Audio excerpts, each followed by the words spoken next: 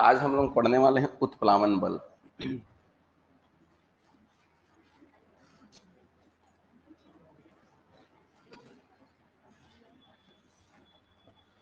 देखिए, उत्प्लावन बल नाम से ही क्लियर है। उत्प्लावन और उपलावन एक है, मतलब कोई भी चीज पानी में कब तैरता है। तो ध्यान रखना, उत्प्लावन बल के लिए एक की पॉइंट जरूरी है।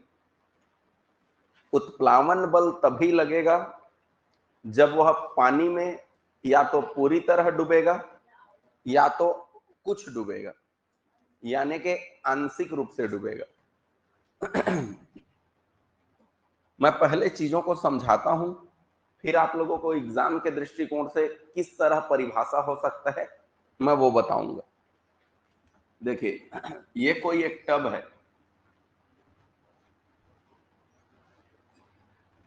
इस टब में पानी भरा हुआ है।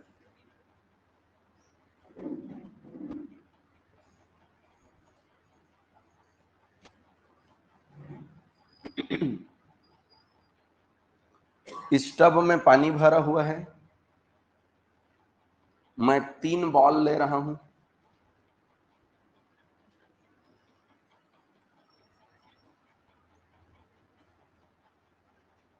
तीन बॉल, ये जो है ऐसा है, ये जो है ऐसा है, और ये जो है ऐसा है। ठीक, 3 बॉल। 3 में हम ये देख रहे हैं कि ये दोनों बॉल पूर्णतः डूबे हुए हैं, पूर्ण डूबे।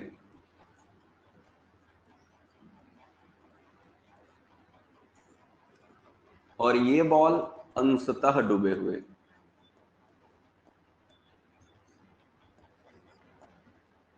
या आंशिक रूप से डूबे कहेंगे। मतलब इसका यहां तक का भाग बस डूबा हुआ है, इसके नीचे का भाग बाकी तैर रहा है। ठीक है, ये तीनों घटना उत्प्लावन बल है। कोई भी वस्तु का जो वजन है, कोई भी वस्तु का वजन नीचे की ओर लगता है, नीचे की ओर। उत्प्लावन बल को बायंसी फोर्स कहते हैं, और बायंसी फोर्स जो है ऊपर की ओर लगता है। बायंसी फोर्स किधर लगता है? ऊपर की ओर। वजन नीचे की ओर और बायंसी फोर्स ऊपर की ओर। यही कारण है वजन नीचे की ओर लगता है। हम ऐसे समझ सकते हैं, जैसे हमें अपना वेट तौलना है तो इलेक्ट्रॉनिक वेट मशीन नीचे रहता है, हम उस पर चढ़ते हैं तो उस पर खड़े होने पर उसका वेट दिखाता है।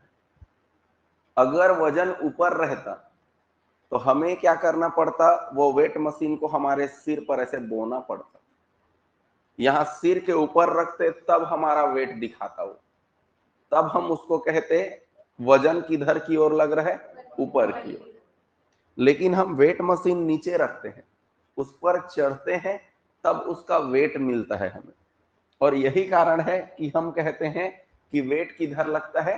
नीचे की ओर लगता है। ये बात समझ आ रहा है? अब देखिए यहां से, इसमें मान लीजिए वस्तु का वजन 10 किलो है एक्चुअल में, लेकिन जब इसे हम पानी में डुबा देंगे तो इसका वजन 10 किलो से कम रहेगा। अगर हम पानी के अंदर इसे उठाएंगे तो इसका वजन एक्चुअल वेट से हल्का महसूस होगा। वो हल्का महसूस हो रहा है इस बायंसी फोर्स के कारण, उत्प्लावन बल के कारण। मान लीजिए उत्प्लावन बल का मान 2 किलो है 2 किलो, तो मतलब ये समझिए 10 किलो नीचे है और 2 किलो हमने ऐसे कर दिया, तो हमें कितना और उठाना पड़ेगा? 8 किलो। मतलब पानी के अंदर इसका वजन कितना महसूस होगा हमें? 8 किलो। पानी के अंदर इसका वजन होगा, पानी के अंदर वजन होगा 10 माइनस 2 यानी के 8 किलो। 10 माइनस 2 बराबर 8 किलो। पानी के अंदर इसका वजन होगा 8 किलो। एक्चुअल में 10 किलो है, 2 किलो उत्प्लावन बल लगा तो 8 किलो, 2 किलो कम हो गया। दोनों का दिशा अलग अलग है, वजन नीचे तो पॉजिटिव और उत्प्लावन बल ऊपर की ओर तो माइनस कर दिया। अब बात ऐसा है, ये 2 किलो फिक्स है क्या? अगर हर जगह ये 2 किलो ही कम होगा क्या? नहीं, ये 2 किलो ही क्यों कम हुआ? 2 किलो ही उत्प्लावन बल क्यों लगा? ये 2 किलो जो उत्प्लावन बल लगा है, इसका कारण ये है कि इसने अपने आकार के कारण 2 किलो पानी हटा दिया है। इसका जो आकार है, इस आकार के कारण 2 किलो पानी हटा दिया। बात समझ रहे हैं? मतलब उत्प्लावन बल का मान कितना होगा? तो उत्प्लावन बल का मान वस्तु के आकार के कारण हटाए गए तरल के वजन के बराबर होगा। मान लो अगर मैं इसको और बड़ा कर देता, इसको मैं और बड़ा कर देता, इस वस्तु को, तो वस्तु को और बड़ा कर देता मान लो, तो वस्तु को बड़ा करने से ये ज्यादा पानी हटाता, हटाता कि नहीं जी? वस्तु को बड़ा करेंगे तो उसका आकार बड़ा हो गया, आकार बड़ा होगा तो पानी में डुबाएंगे तो वो पानी ज्यादा हटाएगा, तो ये जो उत्प्लावन बल है उसका मान बढ़ जाएगा, क्योंकि उसके द्वारा हटाए गए पानी का मात्रा ज्यादा हुआ, तो मात्रा उस पानी का वजन भी तो बढ़ जाएगा। और यही कारण है कि ऐसे केस में ये जो 2 किलो है हो सकता है 3 किलो, 4 किलो, 5 किलो हो जाए। तो 2 बातें मैंने अभी तक समझाया आपको। वजन की दिशा किधर की ओर होती है? नीचे की ओर। उत्प्लावन बल किधर की ओर लगता है? उत्प्लावन बल केवल तब लगेगा जब वस्तु या तो पूरा डूबा हुआ होगा या तो अंशतः डूबा हुआ होगा। मतलब डूबा हुआ होना जरूरी है। अब डूबा हुआ होना क्यों जरूरी है? क्योंकि उत्प्लावन बल उतना ही लगेगा जितना कि उसके डूबने के कारण उसने अपने आकार के माध्यम से जितना पानी हटाया। बात समझ रहे हैं? जैसे मान लीजिए मेरा एक्चुअल वजन 70 किलो मान लीजिए, अब मैं पानी में डूबा, लेकिन पानी में उतरने के बाद मेरा वजन 65 किलो आ रहा है। इसका मतलब क्या है? मेरे आकार के कारण मैंने जितना पानी हटाया होगा, उस पानी का वजन कितना होगा? 5 किलो। समझ में आ गया बात? मतलब कोई वस्तु जितना पानी हटाता है उतना ही वजन का उत्प्लावन बल लगता है और उतना ही वजन उसका क्या हो जाता है? कम हो जाता है। बात समझ में आ रहा है? चलिए अब इसी को हम परिभाषा के रूप में कैसे लिखते हैं, तो देखो क्या चीज का, हाँ हाँ बिल्कुल ज्यादा है। हाँ वो आगे बताएंगे कब डूबेगा कब तैरेगा, रुक जाओ थोड़ा सा है ना। ये बात पहले यहां तक देखते हैं कि यहां से इधर देखे, हल्ला नहीं, हम कह रहे हैं कि वस्तु किसी तरल में, ये वस्तु है किसी तरल में पूर्णतः या अंशतः डूबा हुआ होता है, तो एक बल ऊपर की ओर कार्य करता है, उसे हम क्या कहते हैं? उत्प्लावन बल। मैंने क्या कहा? ध्यान से देखो, कोई वस्तु तरल में, क्या बोला मैंने? कोई वस्तु तरल में पूर्णतः डूबा हुआ होता है या अंशतः डूबा हुआ होता है, तो एक बल ऊपर की ओर कार्य करता है, इसको हम क्या कहते हैं? उत्प्लावन बल कहे। बैठ गया दिमाग में? क्या है बोलो तो? कोई वस्तु तरल में पूर्णतः डूबा हुआ या अंशतः डूबा हुआ होता है, तो एक बल ऊपर कार्य करता है, उसे ही क्या कहते हैं? उत्प्लावन बल कहते हैं। तो देखो, कोई वस्तु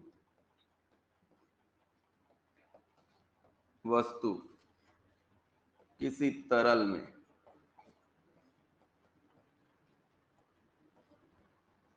में पूर्णतः अथवा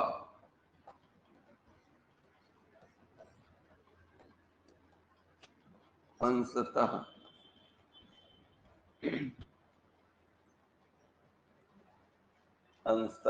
डूबा हुआ होता है,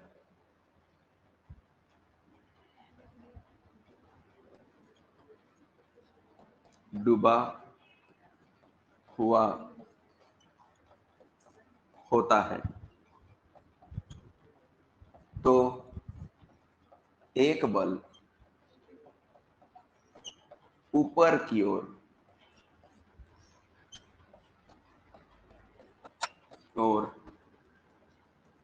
कार्य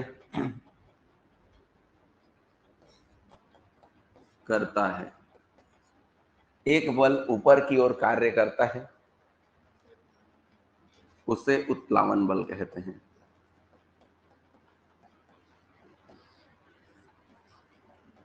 बल कहते हैं। जिस बात को मैंने कहा है, इस बात को बताया था आर्किमिडीज ने।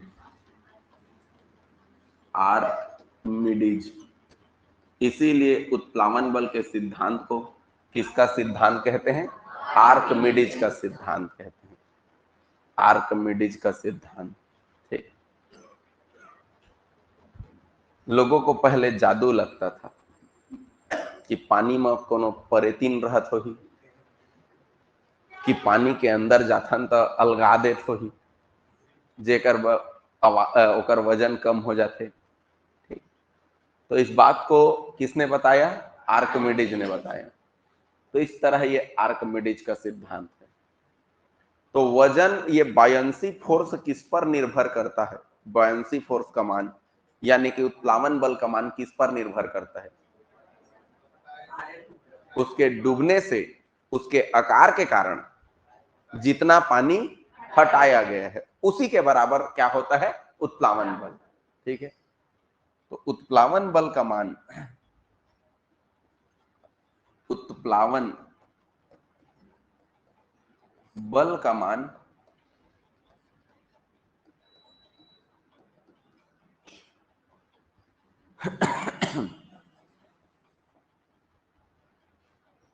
मान डूबे हुए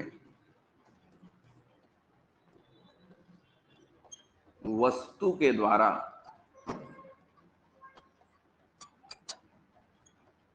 उसके आकार के कारण, उसके आकार के कारण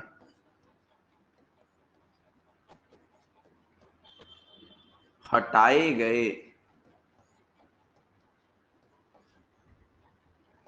तरल के वजन के बराबर, वजन के बराबर होता है। बराबर होता है। यानी कि मैं क्या कह रहा हूं? यानी कि मैं ये कह रहा हूं जो उत्प्लावन बल है उसका मान वस्तु द्वारा हटाए गए जल के वजन के बराबर होगा। हटाए गए तरल, तरल कहें, अब वो जरूरी नहीं है जल ही हो, तरल के वजन के बराबर। ठीक है, जितना पानी वो हटाएगा उतना ही उसमें उत्प्लावन बल लगेगा। समझ आ गया? अब ये तो था कुछ परिभाषा, कुछ बातें। अब हम चलते हैं इससे संबंधित कुछ नई बातें।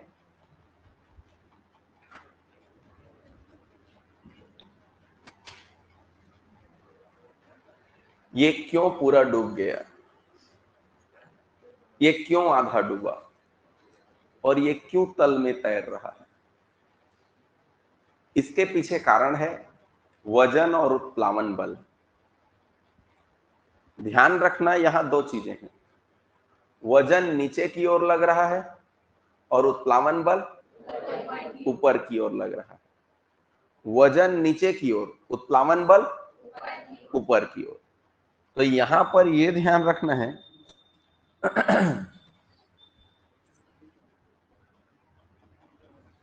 यदि वजन को मैं दिखा रहा हूं W से,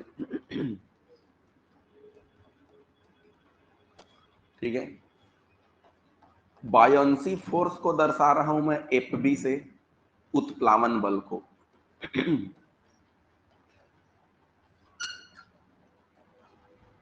अब ध्यान रखिएगा, यदि बायोंसी फोर्स ज्यादा है और वजन कम है, फोर्स ज्यादा है और वजन कम है, तो वस्तु तैरेगा। फोर्स ज्यादा का मतलब क्या हुआ? मान लीजिए इस वस्तु का वजन 1 किलो है। इस वस्तु का वजन कितना है? 1 किलो।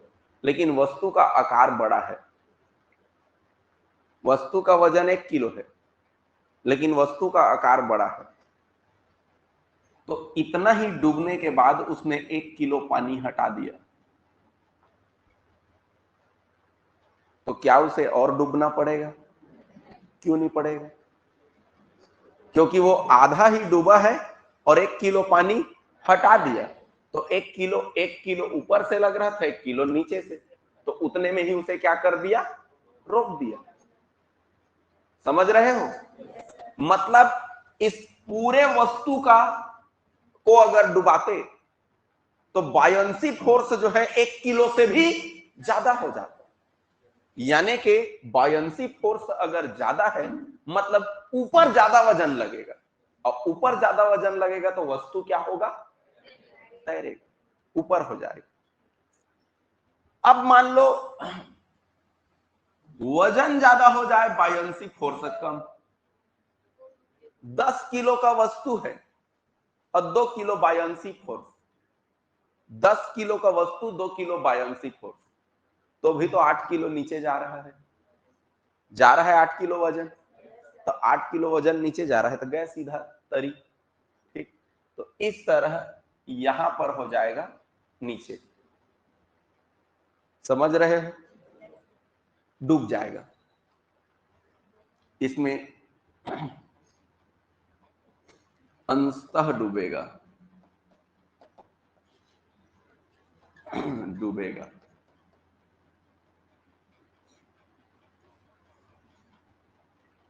यहां पर पूर्णतः डूब जाएगा, तल, निचले तल में चला जाएगा,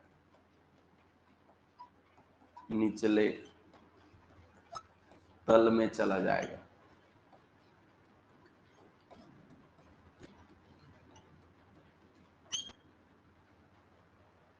निचले तल में चला जाएगा।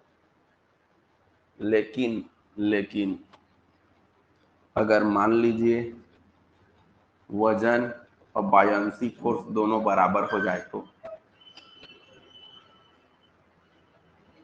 ठीक है,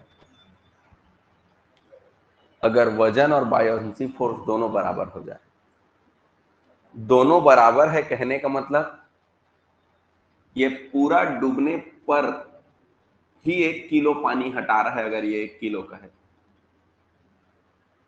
मतलब ये इतना डूबा, तब इसमें 1 किलो क्या आ गया? Buoyancy force. तो इस कंडीशन में ये इसी तल पर ही रहेगा उसका। वस्तु का ऊपरी हिस्सा और पानी का ऊपरी तल दोनों एक में रहेंगे। पानी एवं वस्तु का ऊपरी तल एक में होंगे,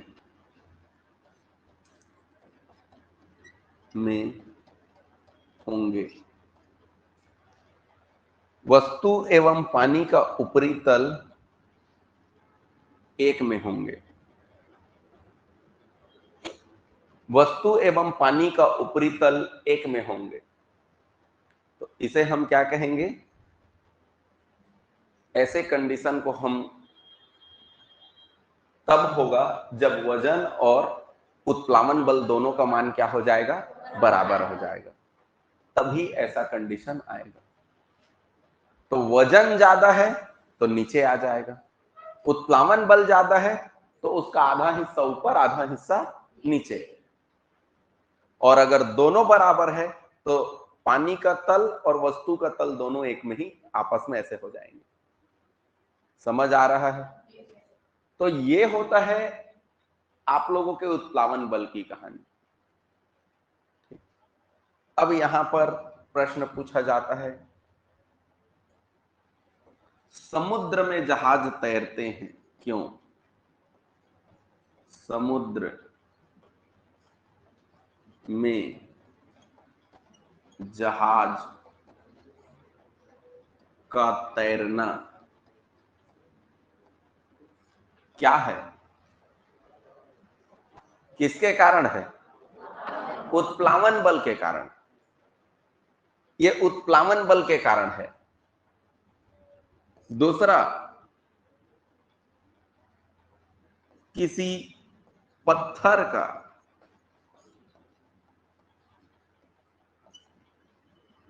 का पानी में डूब जाना,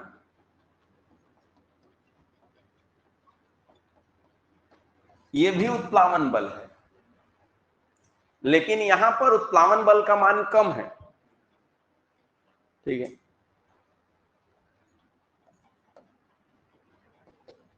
पानी में डूबे हुए पत्थर का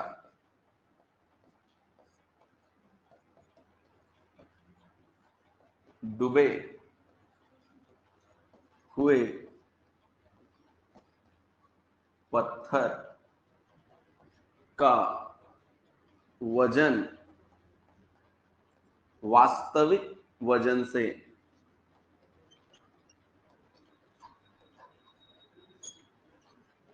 वजन को भार भी कहते हैं ना, वजन से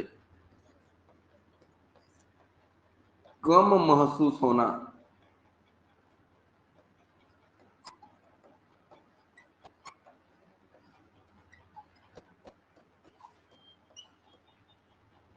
पानी में डूबे हुए पत्थर का वजन वास्तविक वजन से कम महसूस होना, यह भी किसके कारण है? उत्प्लावन बल के कारण। क्योंकि जितना उत्प्लावन बल उस डूबे हुए पत्थर में लग रहा है उतना वजन कम हो जाएगा, उसके एक्चुअल वजन से उतना वजन कम हो जाएगा। तो यह भी उत्प्लावन बल के कारण ही है। उत्प्लावन बल, समुद्र में जहाज का तैरना, किसी पत्थर का पानी में डूबना, पानी में डूबे हुए पत्थर का वजन वास्तविक वजन से कम महसूस होना, तो ये सारा चीज किसके कारण होता है? उत्प्लावन बल के कारण होता है। समझ रहे हैं बात? ये सब उत्प्लावन बल है। अब देखिए यहां से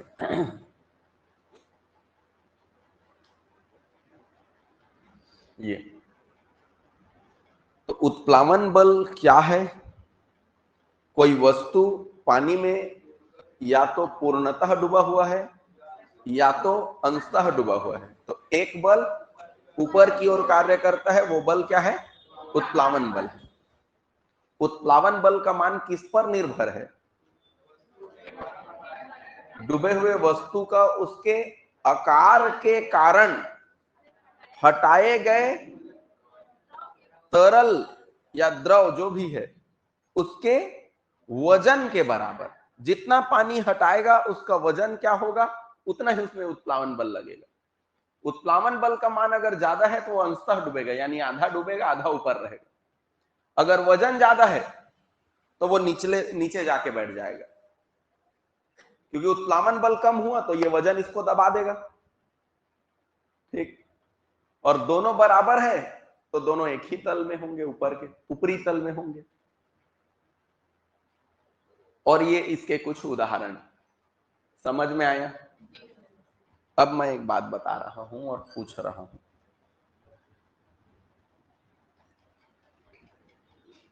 एक वस्तु का वजन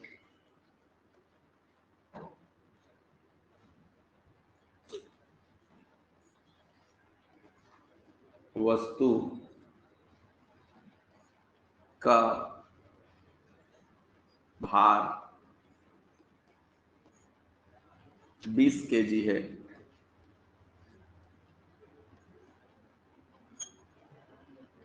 वह अपने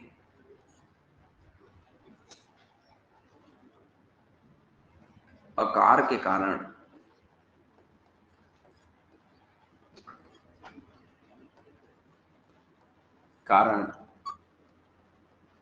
5 किलो पानी हटा देता है।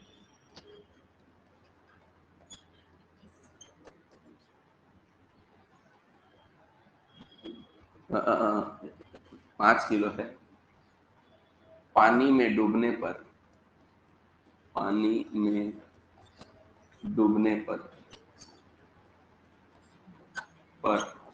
वह अपने आकार के कारण 5 किलो पानी हटा देता है। तो पहला, उत्प्लावन बल का मान क्या होगा?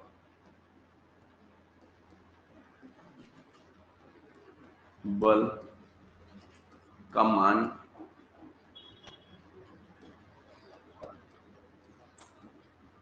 क्या होगा?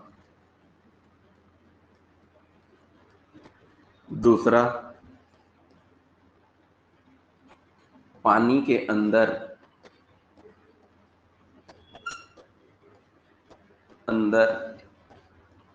वस्तु का भार कितना महसूस होगा?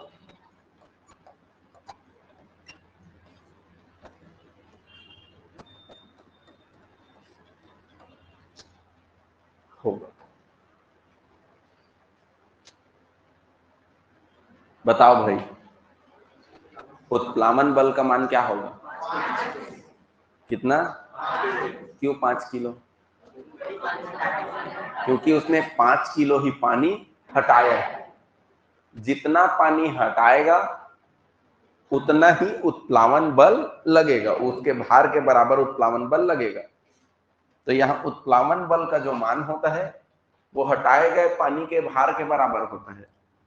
उत्प्लावन बल का मान हटाए गए द्रव के भार के बराबर, जिसमें प्रश्न में दिया है 5 किलो।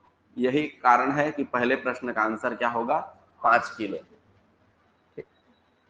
समझ आ गया? अब हम बात करते हैं पानी के अंदर वस्तु का भार कितना होगा, बताइए। कितना होगा? 15 किलो, क्योंकि वेट लगता है नीचे की ओर। 20 किलो नीचे लग रहा है और 5 किलो ऊपर लग रहा है, उत्प्लावन बल। ठीक, तो कुल मिला के वजन नीचे की ओर। 20 किलो में 5 किलो, दोनों के दिशा अलग अलग है। हमने माइनस कर दिया, 20 - 5, तो कितना बचेगा? 15 किलो। तो इसका वजन महसूस होगा पानी के अंदर 15 किलो। आया समझ में? तो 15 किलो इसका वजन होगा।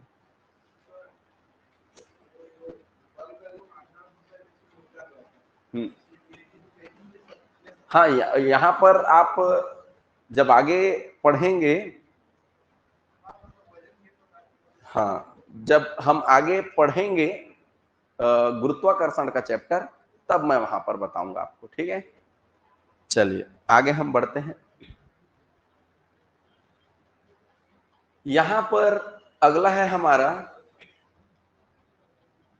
एक प्रश्न और ले लेते हैं।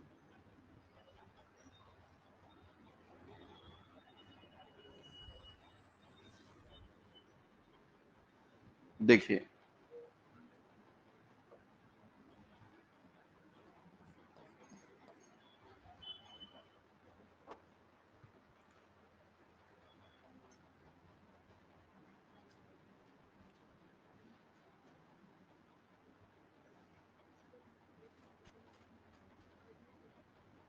एक प्रश्न को हम सेम ले लेते हैं।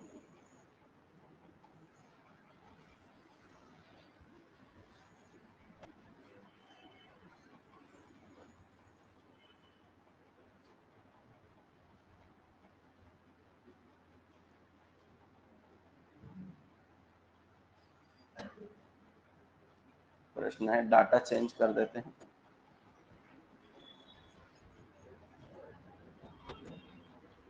ये ले लेते हैं 30 केजी और ये ले लेते हैं 3 केजी। चलिए, उत्प्लावन बल का मान कितना होगा? पिछला प्रश्न है जिसमें हमने इस बार कर दिया कि वस्तु का भार 30 किलो था, वो पानी में डूबने पर वह अपने आकार के कारण 3 किलो पानी हटा देता है, तो उत्प्लावन बल का मान कितना होगा? कितना होगा? 3, क्योंकि जितना पानी हटाता है वो उसका उत्प्लावन बल होता है। और पानी के अंदर वस्तु का भार कितना महसूस होगा? 27 केजी, क्योंकि 30 केजी उसका भार है, 3 किलो उसके उत्प्लावन बल के कारण कम हो जाएंगे, जिसके कारण कितना हो जाएगा? 27 केजी। ठीक है, आया समझ में? तो ये होगा। अब हम आगे बढ़ते हैं। देखिए, अगला है हमारा,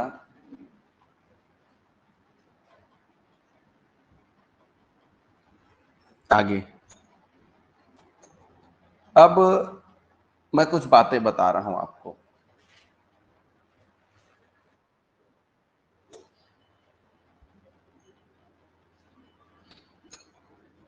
ये एक समुद्र है,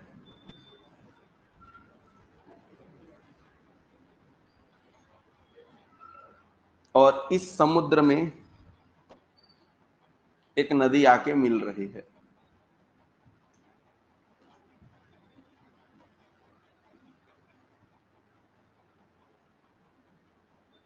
इस समुद्र में एक नदी आकर मिल रही है। ठीक,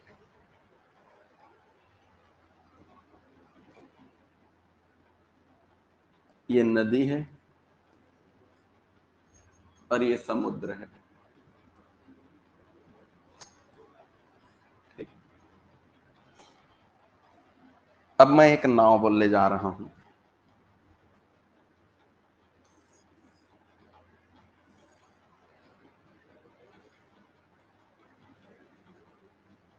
ये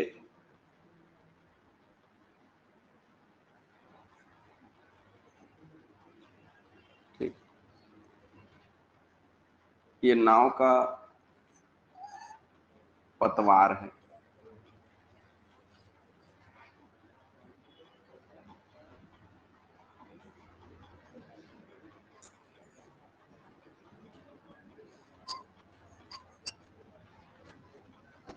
अब देखिए,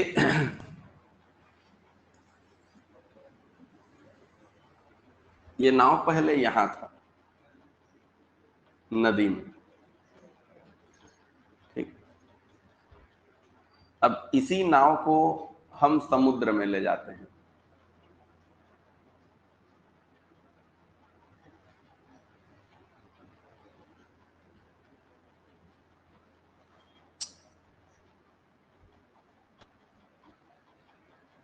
इस नाव को जब मैं समुद्र में ले जा रहा हूं, ठीक,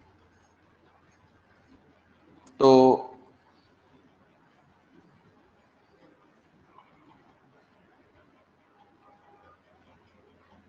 इन दोनों चित्र में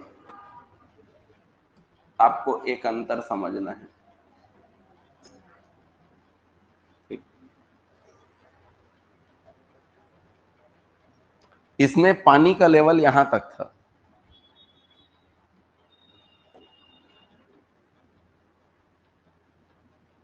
यहां तक।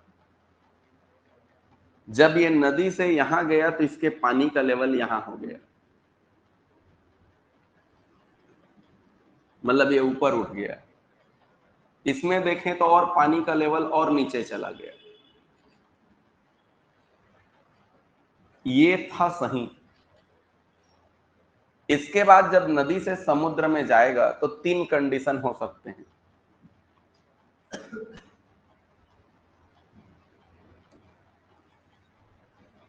एक और कंडीशन कि जितना ये है उतना ही उसका लेवल रहे, बराबर लेवल।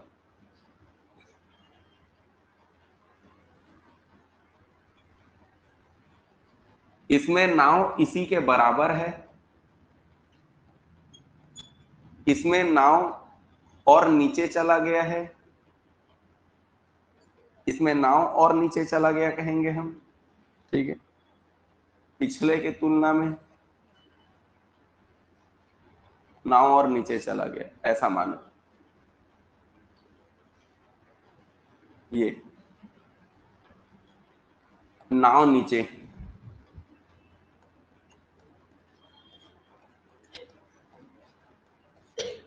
और इसमें नाव ऊपर आ गया। ये तीनों चीजें नहीं हो सकते, इन तीनों में से कोई एक ही होगा, और इन तीनों में से कौन होगा ये आपको डिसाइड करना है। नाव पहले ऐसा था नदी में, लेकिन जैसे ही समुद्र में गया तो वो ऊपर चला जाएगा और नीचे हो जाएगा या उतना ही रहेगा। ते हैं यहां पर ये एक ग्लास है, इसमें हमने एक तरल डाल दिया।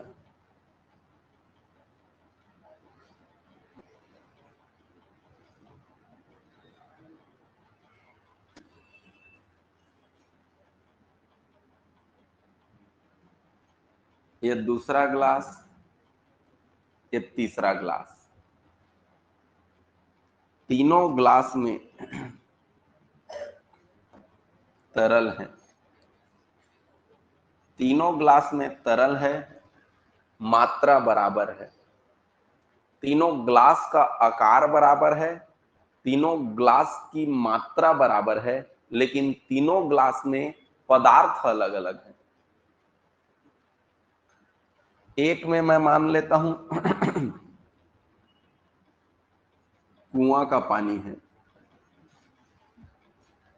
एक में मैं मान लेता हूं बोर का पानी है,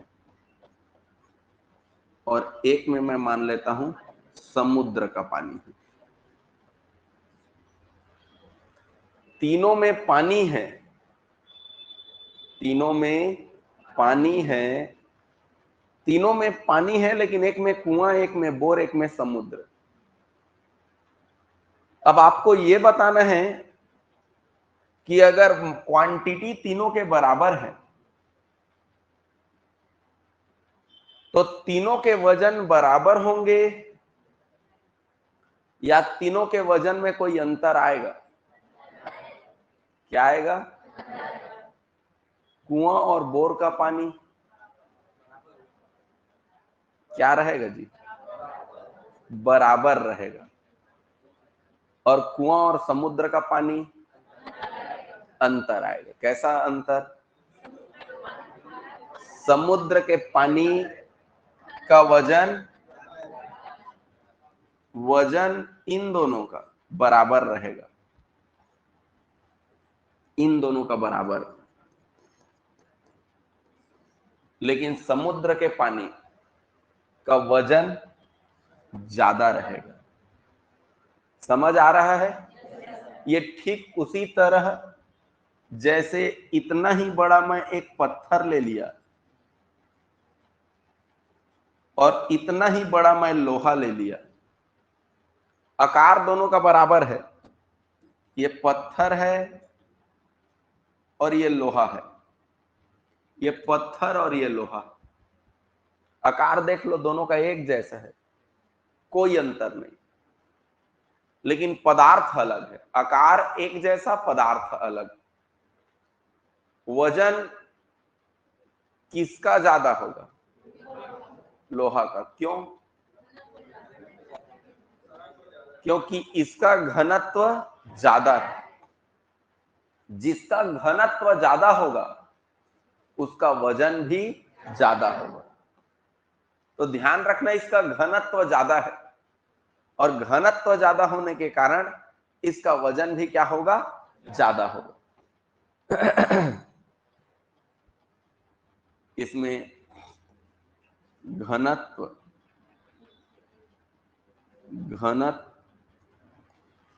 घनत्व और वजन दोनों ज्यादा है। किसमें ज्यादा है? लोहा में। और पत्थर में कम। समझ में आया? इसीलिए घनत्व ज्यादा होने के कारण वजन भी क्या हो जाता है? ज्यादा हो जाता है। ठीक, ये दोनों रहने को तो पानी ही है, ये दोनों रहने को तो पानी ही है, लेकिन एक उदाहरण लेते हैं। मान लीजिए इस नाव का वजन है 500 और आदमी का वजन है 60, यानी कि टोटल इनका वजन कितना हो गया? 560। तो ये कब तक डूबेगा? जब तक कि 560 किलो पानी वह हटा न दे। समझ आ रहा है? जब तक वो 560 किलो पानी हटाएगा तब तक डूबेगा। मान लो वो इतना डूबने से ही 560 किलो पानी हटा दिया, वो इतना ही डूबने से 560 किलो पानी हटा दिया, तो अब उसे डूबने का जरूरत नहीं, क्योंकि 560 किलो का उत्प्लावन बल ऊपर लग गया और 560 किलो वजन अब उसको वहीं पर बैलेंस कर देगा। समझ पा रहे हो? लेकिन समुद्र के पानी का घनत्व क्या होता है? ज्यादा होता है। मतलब 560 किलो पानी बनाने में इसको इतना ज्यादा पानी नहीं लगेगा। मैं एक सामान्य ऐसी एक उदाहरण के लिए कहूं तो मान लो ये 1000 गिलास में 560 किलो होगा, एक उदाहरण ले रहा हूं ना। मान लो ये 1000 गिलास में सामान्य पानी 560 किलो हो रहा है, तो ये मात्र 900 गिलास में 560 किलो हो जाएगा, क्योंकि उसमें होता है सोडियम क्लोराइड, और सोडियम क्लोराइड होने के कारण उसका घनत्व क्या होता है? ज्यादा होता है। समझ आया? नून रखे, नमक। तो इसीलिए इसके पानी का घनत्व क्या रहता है? ज्यादा रहे, वो पानी होता रहे। ठीक, तो अब यही कारण है कि इसको 560 किलो बैलेंस करने के लिए इतना डूबने का जरूरत नहीं है। मतलब ये कम पानी, मात्रा में कम पानी हटाकर भी उतना वजन कवर कर दे। वजन उतना ही लेना पड़ेगा, लेकिन इसे उतना पानी हटाने की जरूरत नहीं है। मात्रा कम लेकिन वजन ज्यादा, क्योंकि घनत्व ज्यादा है। तो इसलिए नाव को ज्यादा डूबना नहीं पड़ेगा, यानी कि नाव कहां चला जाएगा? ऊपर चला जाएगा और इसलिए यहां से ये वाला पॉइंट हमारा सही है, बाकी ये गलत। समझ आ रहा है बात? इस प्रश्न को एग्जाम में पूछा गया है। एक नाव नदी से समुद्र में प्रवेश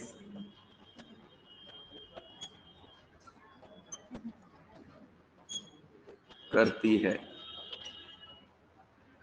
एक नाव नदी से समुद्र में प्रवेश करती है तो वह वह ना लिख के नाव, तो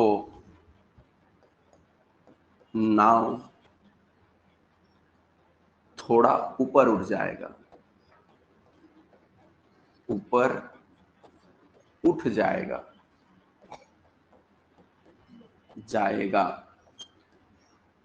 क्योंकि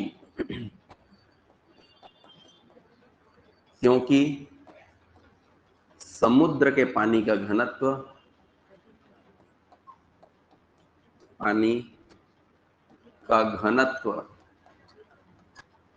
नदी के अपेक्षा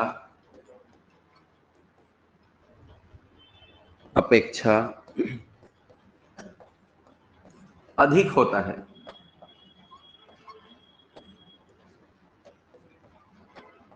होता है, जिसके कारण उस वजन को कवर करने के लिए उसे कम पानी हटाना पड़ेगा। ठीक है, कम पानी हटाना पड़ेगा, जो मात्रा उतना ही रहे, वजन में उतना ही रहेगा। ठीक है, अतः उसे कम पानी हटाना पड़ेगा,